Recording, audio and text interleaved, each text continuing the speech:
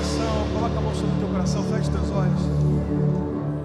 A gente vai agora ouvir a palavra de Deus e ela é a única coisa capaz de mudar a história de um homem. Por isso coloca a mão sobre o teu coração e faça essa oração comigo. Diga: Pai, eu creio em Ti e eu creio no poder da Tua palavra. Por isso nessa noite, apesar de mim, apesar do André e apesar do sermão dele, usa cada palavra que sair da boca dele, para que no meu coração eu ouça a sua voz. O meu coração está disponível para o teu agir, para o teu fluir e para a manifestação real do seu poder. Alcança também a minha casa, alcança também a minha família, em nome de Jesus, amém. Glória a Deus, pode sentar, fica à vontade. Glória a Deus. Sabe, eu confesso que eu estava com saudade já de estar aqui no Next.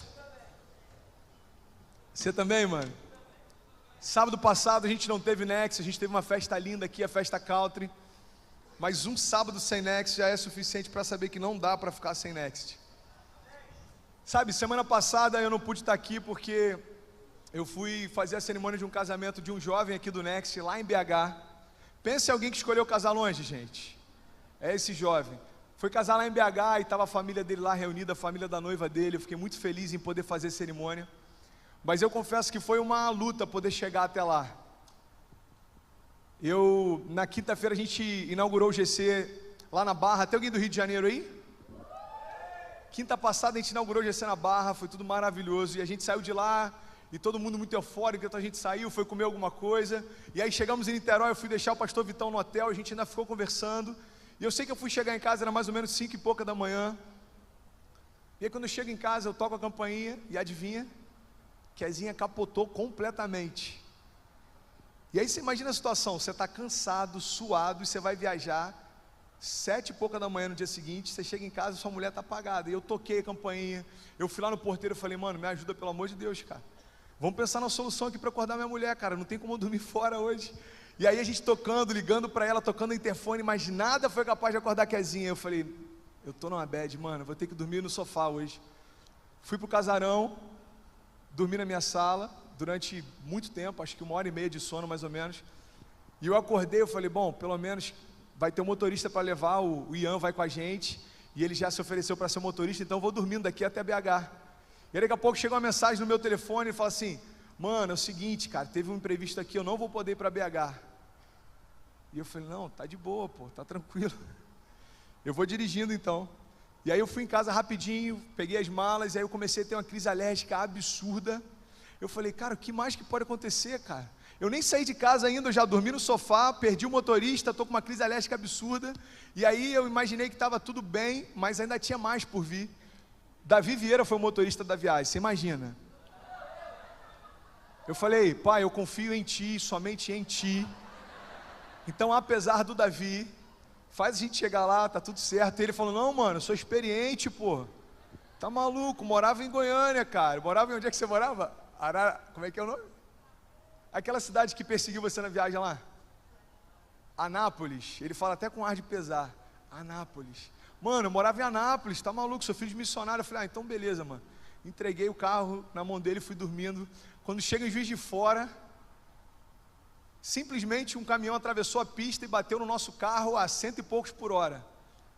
Eu falei: mano, o que aconteceu? Ele falou: não, tá de boa, foi só um caminhão que bateu no carro. Eu falei: como assim, mano? Só um caminhão que bateu no carro? Sangue de Jesus tem poder aí? Essa viagem foi incrível, assim, foi maravilhosa. Desde a viagem o Davi não está falando comigo, tem uma semana que a gente nem se fala, né? Tá tudo bem, mano? Tem alguma coisa para você liberar? Tá de boa? Glória a Deus. Mas foi bom lá, tive oportunidade de pregar lá também. A gente foi na Lagoinha Betim, na Lagoinha Savassi, fizemos o casamento e retornamos. E teve mais algumas coisas também na viagem. Eu peguei um carro emprestado com o GNV, que era para economizar. E aí quando a gente parou no posto para abastecer o GNV, o cara começou a abastecer e vazava o gás atrás. A gente abriu o porta-mala e descobriu simplesmente que a tubulação do GNV estava desconectada. Então o que abastecer na frente saía atrás. falei, Senhor, deve ter algum propósito incrível, cara. E aí, eu estou compartilhando com vocês algumas coisas que eu passei nessa viagem. Claro que é para ilustrar. Tem momentos que a gente brinca, cara, na boa, eu tô na bad, mano, porque parece que está tudo dando errado. Mas eu tenho acompanhado alguns jovens que de fato têm se sentido abatido em meio a algumas circunstâncias que são muito mais sérias do que as que eu falei aqui. É comum no pastoreio com jovens você perceber que algumas circunstâncias, algumas lutas, elas têm abatido muita gente no meio dessa caminhada. Sabe, a gente tem perdido alguns jovens, e a gente que eu digo é a nossa geração, a igreja, tem perdido alguns jovens que sabem do chamado que tem, sabem do sonho que Deus tem para si, mas pelas circunstâncias têm se sentido cansado e têm aberto mão dos sonhos no meio da caminhada. E eu estava meditando um pouco sobre alguns motivos pelos quais a gente acaba se desanimando no meio do percurso. E o primeiro deles se chama distração. Fala para mim assim, distração. Eu não sei você, mas eu já tive momentos em que eu enfrentei muitas lutas porque eu estava distraído demais para perceber o que estava acontecendo. Sabe, eu vi essa semana um pastor comentando sobre, olha só que interessante, ele é um pastor que viaja muito para pregar fora, e ele estava comentando que ele fica 2 ou 3 dias fora, e sempre que ele chegava em casa, ele tem um casal de filhos, e o casal de filhos ficava atrás da porta esperando ele chegar. E aí quando ele chegava em casa, ele já ia preparado, porque sabia que ia ter uma festa para ele. Ele chegava, eles ouviam o barulho do carro chegando, ele abria a porta, e os 2 filhos faziam uma festa, abraçavam ele, queriam sentir o cheiro dele, ouvir o que aconteceu nesses dias. E aí esse pai, numa dessas viagens, falou, cara, quer saber? Eu vou comprar um videogame para o meu filho, porque ele nunca me pediu, mas eu tenho certeza que ele vai gostar. E ele chegou numa loja lá, falou, eu quero o videogame mais caro que tiver, o mais moderno que tiver. Ele comprou o videogame, colocou na bolsa e deu para o filho dele. E ele começou a perceber que, depois disso, quando ele chegava em casa, a filha dele continuava esperando atrás da porta, mas o filho passava a não esperar mais. E aí ele chegava em casa e estava lá a filha, ela falava, filha, cadê seu irmão? Ah, pai, está lá em cima jogando videogame. Filhão, papai chegou, desce aí. Tá bom, pai, eu já vou, daqui a pouco, deixa eu só terminar de fase. E aí, Deus compartilhou algo no coração daquele pai. Ele entendeu o seguinte, sabe, o maior prazer de um pai é dar presente para os seus filhos, mas não tem nada que entristeça mais um pai do que perceber que o presente que deu fez com que ele não celebre mais a presença de quem deu. Tem muito jovem cansado na caminhada porque está distraído com as bênçãos que tem recebido. Você sabia que tem pessoas que não estão sabendo lidar com as bênçãos que recebem? Infelizmente, eu perdi o número dos jovens que já vieram me procurar, falando que estavam mal, que estavam numa bad, que estavam sem emprego, que estavam com crise no namoro. E depois que algumas coisas, eles experimentaram transformação, eles ficaram tão apaixonados pelos presentes que ganharam, que esqueceram de celebrar quem deu. Tem jovens que queriam fazer faculdade e hoje a faculdade tomou um lugar que Deus tinha na vida dele.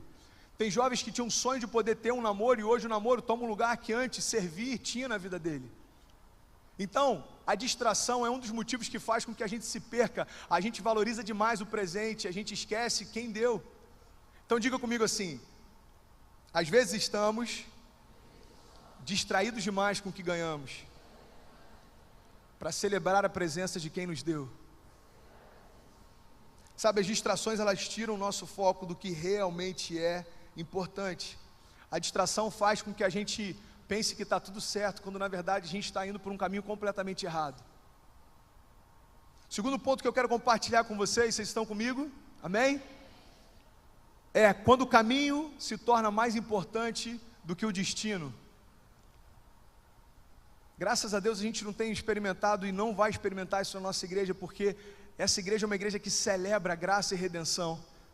Sinceramente, você em poucos lugares você percebe uma igreja que seja tão feliz no momento do apelo como a nossa, porque a gente sabe que nos céus o que tem de mais importante é a reconciliação do pai com os filhos, a gente celebra isso.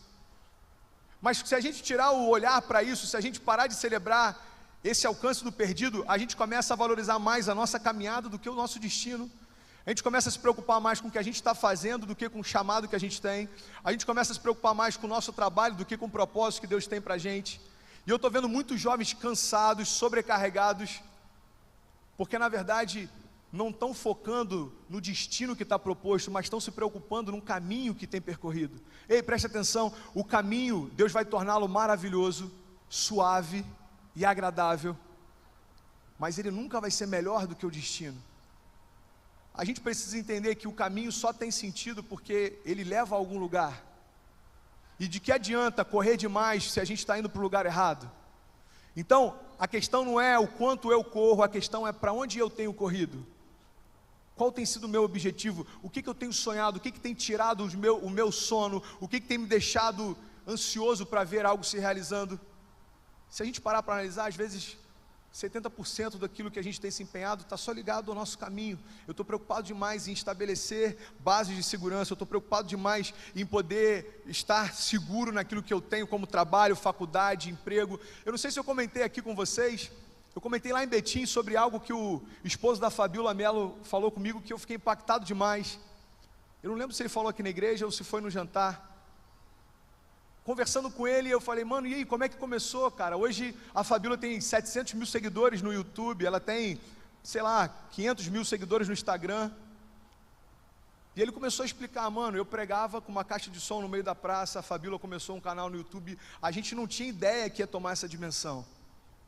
Ei, preste atenção, isso vai falar algo com você, eu não tenho dúvida disso. E ele falou, a gente começou então o canal dela e o canal começou a crescer, até que depois de algum tempo a gente já estava estruturando um pouco o ministério, a gente recebendo convites de vários lugares, só que a logística onde a gente mora é muito complicada. Eles moram numa cidade pequena lá no Ceará.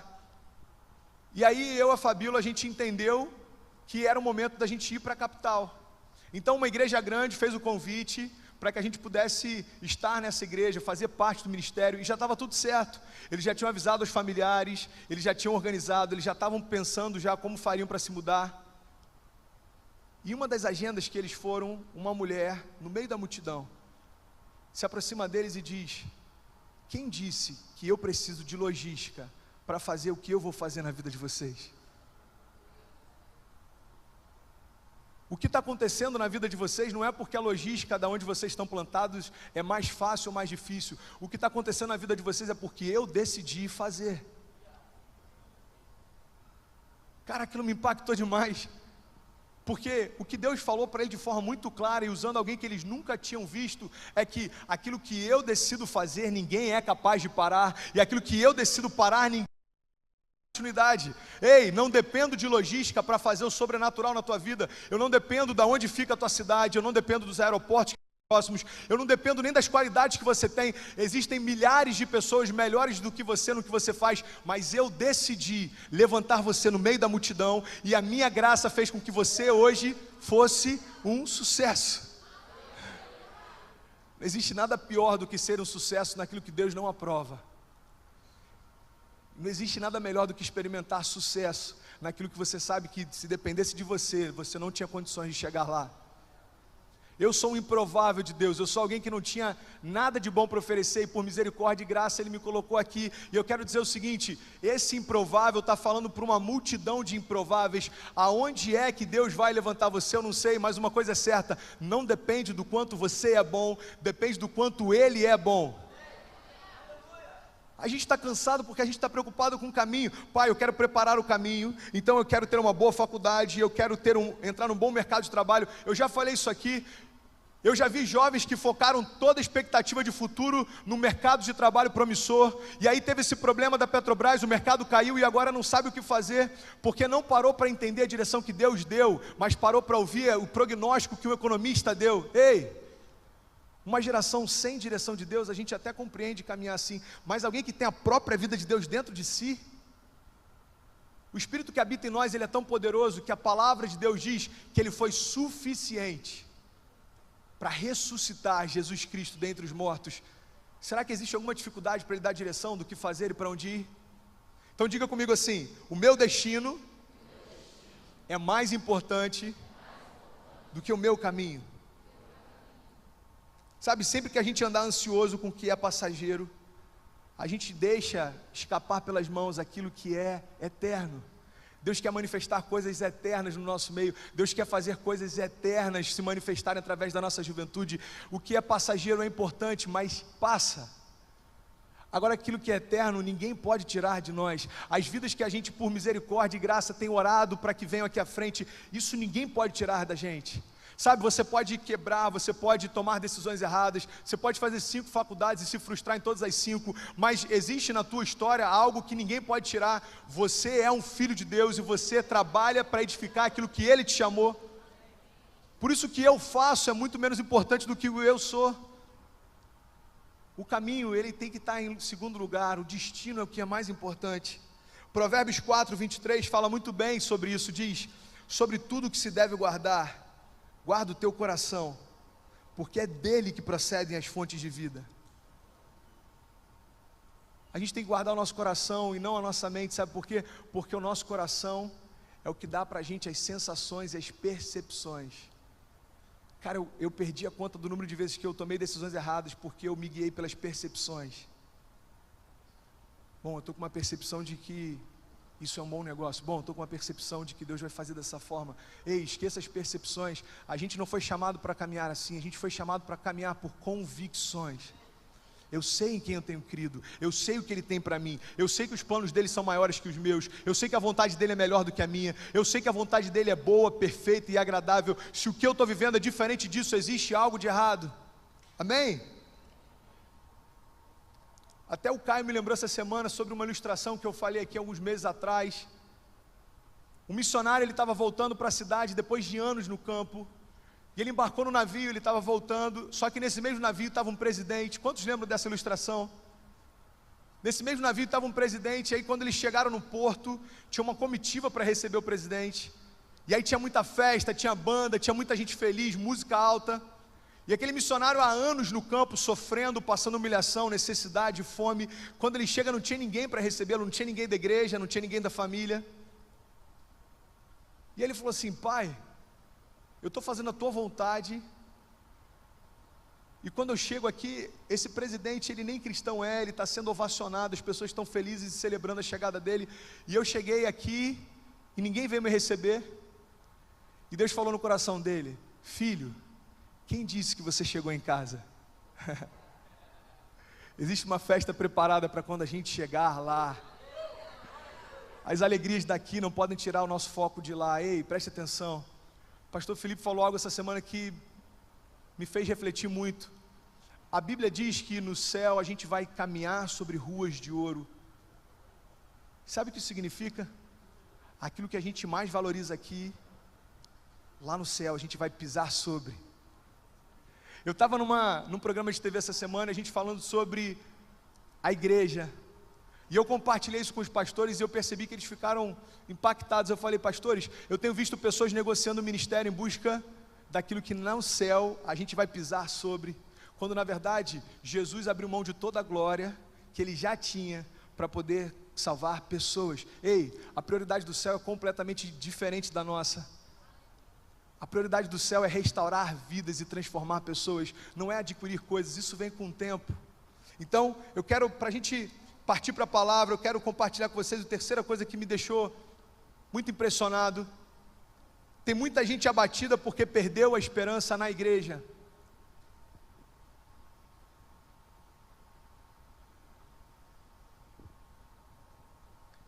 Tem muita gente decepcionada porque deixou de acreditar no poder da igreja.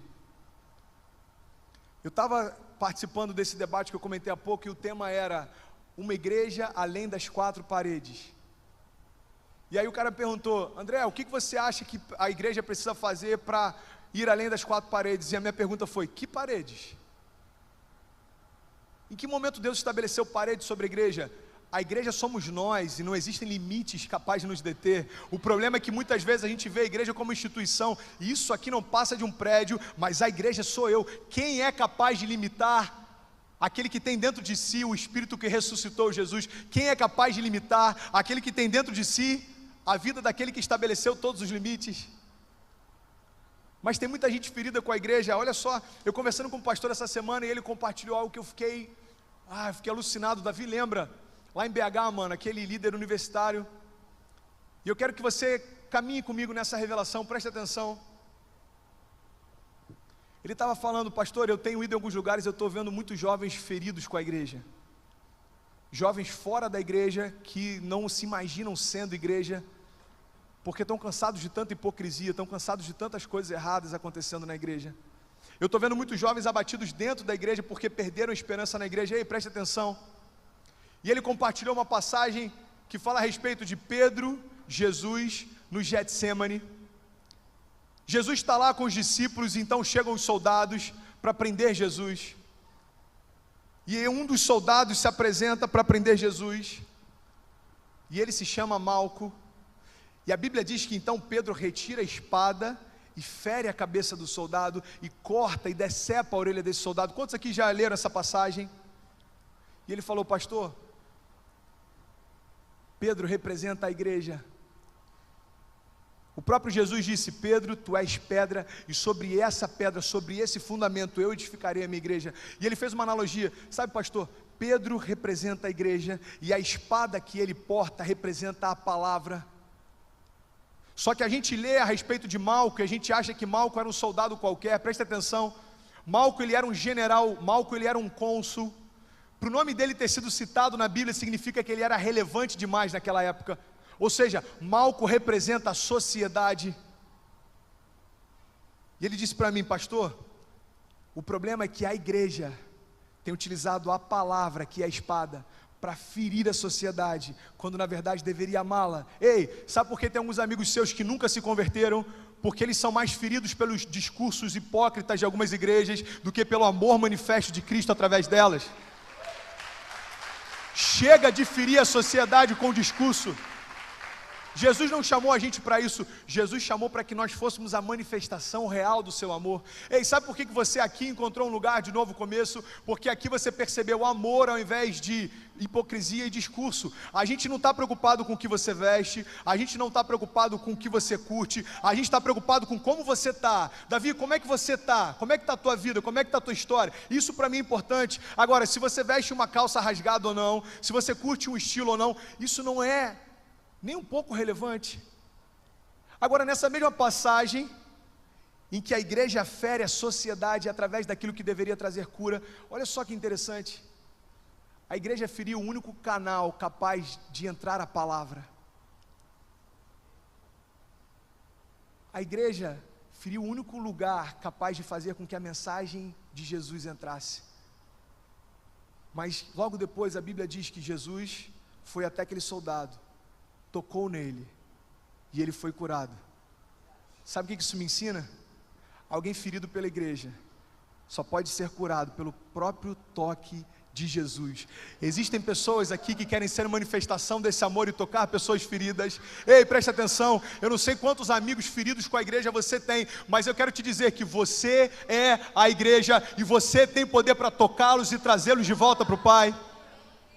Eu sou igreja, e aonde eu for, eu creio que existe em mim autoridade para trazer de novo para perto pessoas feridas com a igreja.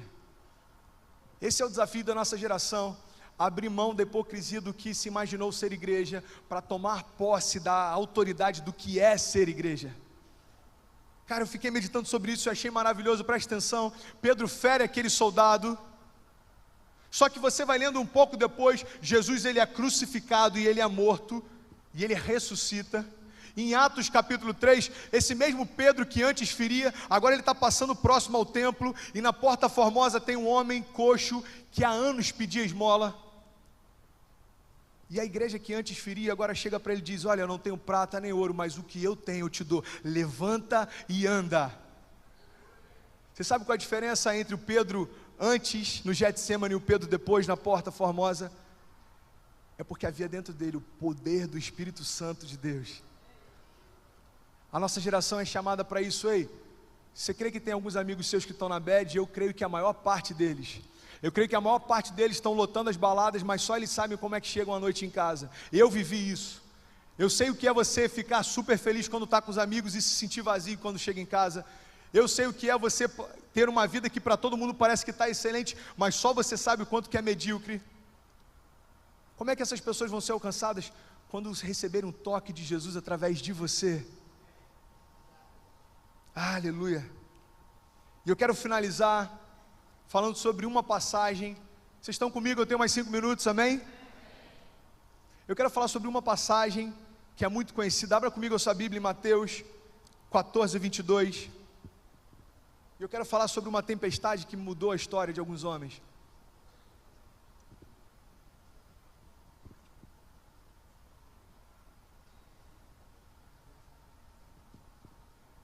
Mateus 14, 22.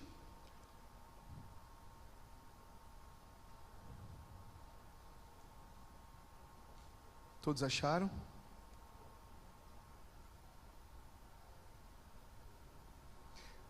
Diz assim, a gente vai ler até o 33. Logo em seguida, Jesus insistiu com os seus discípulos para que eles entrassem no barco e que eles fossem adiante dele, para o outro lado, enquanto ele despedia a multidão. Então, tendo despedido a multidão, ele subiu sozinho no monte para orar, e ao anoitecer estava ali sozinho. Mas o barco já estava a considerável distância da terra, fustigado pelas ondas, porque o vento soprava contra ele. Só para a gente entender, em algumas versões, a Bíblia diz que Jesus obrigou os discípulos a entrar naquele barco. Jesus insistiu para que os discípulos entrassem naquele barco. O que a maior parte dos pregadores entende, os historiadores imaginam, é que por aqueles homens entenderem de pesca, entenderem do clima, eles sabiam que tinha uma tempestade se formando.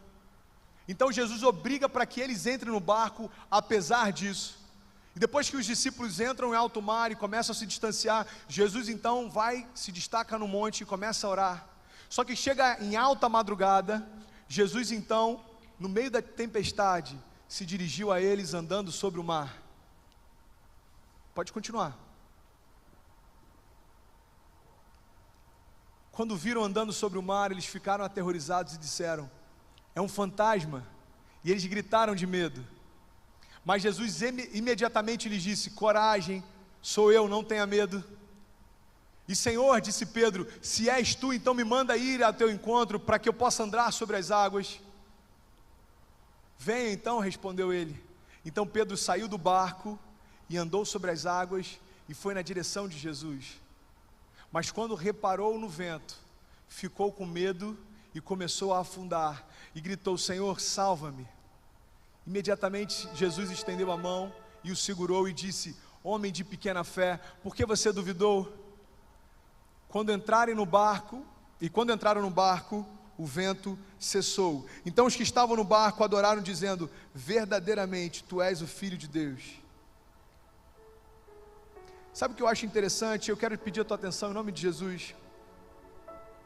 É que em meio às tempestades, isso tem a ver com as dificuldades que a gente enfrenta. Em meio às tempestades, ter Jesus próximo não significa muita coisa. A única coisa capaz de trazer para você segurança em meio à tempestade é crer em Jesus. E eu vou te dar um exemplo claro disso. Jesus se aproxima do barco e os discípulos estão dentro do barco. Jesus estava próximo deles, mas nada ainda havia mudado. A gente precisa entender que pelo fato de Deus estar em todos os lugares, não significa que Ele se manifesta em todos os lugares. Jesus estava próximo deles, mas foi a partir do momento que eles começaram a crer em Jesus, que o sobrenatural se manifestou. Sabe, confiança não tem nada a ver com proximidade. Esses dias eu estava compartilhando aqui a respeito de um casal. O que eu vou falar aqui talvez possa ser a história dos seus pais, eu não sei, ou talvez você conheça alguém assim. Existem pessoas casadas há 15, 20 anos, que sabem tudo que a outra gosta, sabem o que ela gosta de comer, o que ela gosta de vestir, sabem quais são os sonhos que ela tem, dormem todos os dias juntos, acordam juntos, são casados, mas não confiam mais um no outro. Não confiam mais no casamento, não confiam mais no outro, porque estar perto não significa confiar. Aqueles homens estavam perto de Jesus, mas só Pedro teve confiança de que, através da palavra dele, ele teria condições de andar sobre as águas. Pedro então diz: Senhor, me permita ir ter contigo. E Jesus diz: claro, Pedro, pode vir. E Pedro então sai do barco. Você consegue imaginar a sensação de você andar sobre as águas em meio a uma tempestade? Só que a palavra de Deus diz que no meio daquela tempestade, Pedro olha para a força dos ventos e ele começa a afundar. Sabe, caminhada com Deus não significa ausência de tempestades. Todo mundo passa dificuldades. Eu tenho 8 anos de casado e eu passei por umas 2 ou 3 que eu achei que eu nem conseguiria vencer. Eu passei por dificuldades ao longo da minha conversão, que eu sinceramente fiquei em dúvida sobre o que aconteceria, mas eu vim aqui nessa noite dizer que em todas elas eu venci, quando eu parei de olhar para os ventos fortes e passei a olhar para quem me chamava. Jesus andou sobre as águas e chamou Pedro para estar próximo dele. Ei, preste atenção. Quando Jesus se aproxima do barco, os discípulos têm medo dele e acham que é um fantasma. E Jesus diz: ei, se acalma, sou eu. Sabe o que é impressionante? Antes de acalmar a tempestade fora, Jesus acalmou a tempestade dentro.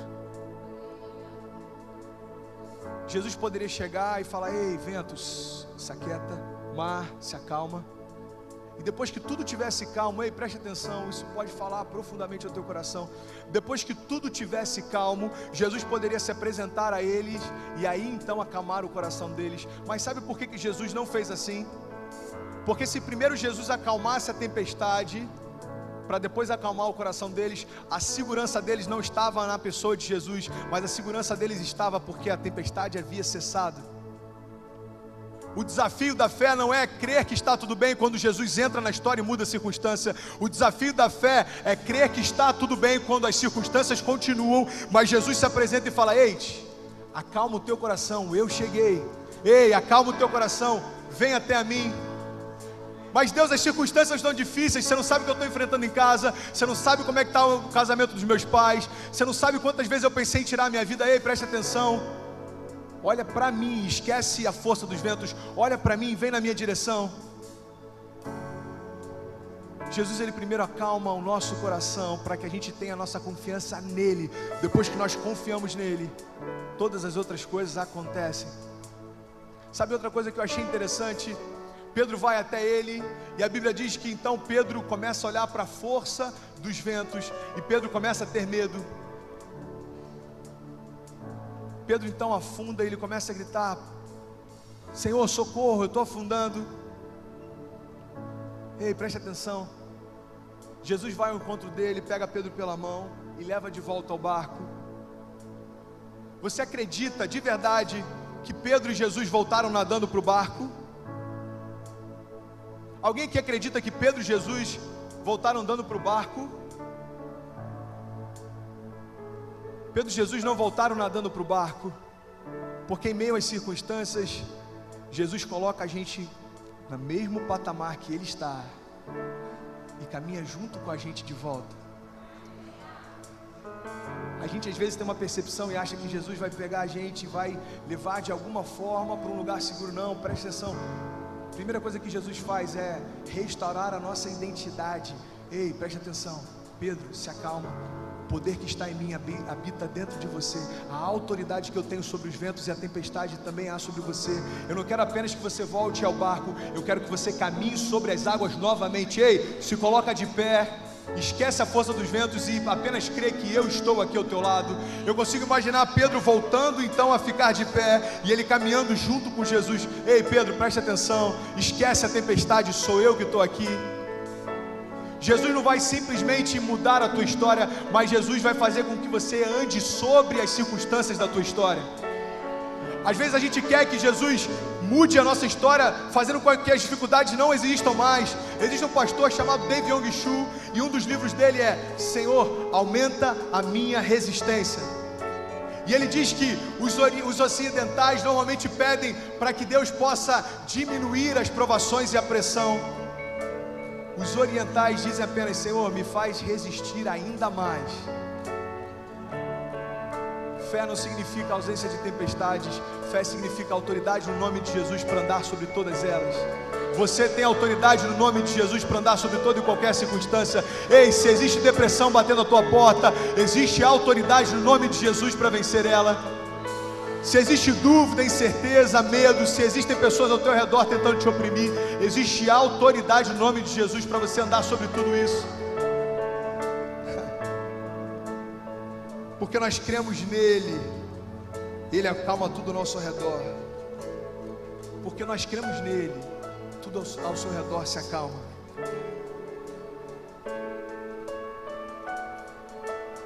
Sabe, toda tempestade está sujeita aos pés de Jesus.